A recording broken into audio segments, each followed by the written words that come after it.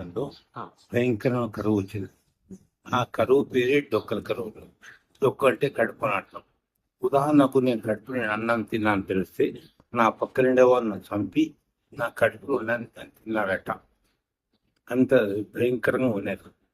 ప్రభుత్వం కూడా ఏం చేయని దిక్కుల సంపరించలో నిన్న బుడ్డా వెంకరెడ్డి గారు తన ఆస్తులను నమ్మి తన దగ్గర పండే ధాన్యాలను నమ్మి అందరికీ అన్నం పెట్టి అందరు రక్షించాడు. ఎవరెవరికి రక్షించాడో మహబూబ్ నగర్, కర్నూలు, కడప, అనంతపురం 4 జిల్లా వాసులకు రక్షించాడు. ఇప్పుడు కొంతమంది ఆడుతారు, ఈయన మహబూబ్ నగర్ పెట్టాడు, మన పిల్లలు తినక మన ఎక్కడికైనా పోతాం కదండి, అట్లా అన్నం దొరుకుతుందని చెప్పేసి అందరు ఇక్కడికి వచ్చేసినారు.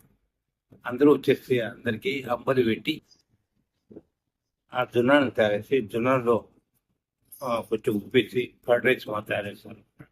అది ఒరేణం తయారు చేసి పెరుగు కింద కర్డ్ రైస్ అంటాం. ఇది అంబలి అంటారు. దీంట్లో గ్రీన్ చిల్లీ కానీ ఆనియన్ కానీ ఇస్తే దాన్ని నంచుకొని తిని బ్రతికినారట.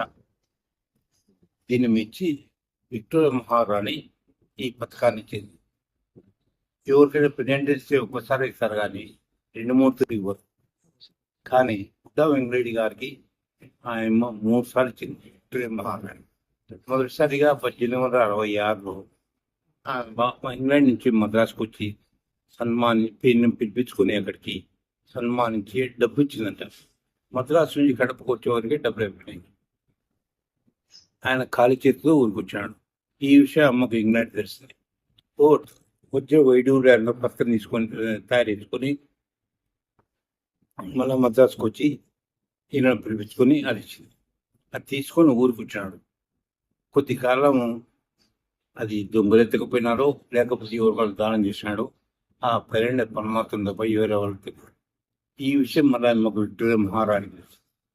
ఆయమ్మ ఏం చేసింది, ఇంగ్లాండ్ నుంచి మళ్ళీ కొద్ది కాలానికి మద్రాసుకు వచ్చి అది ఈ 3వ ఇచ్చి దీని సేఫ్టీ కోసం ఊళ్ళో పోలీస్ పాటిస్తుంది. అది దానికి పచ్చేదిక.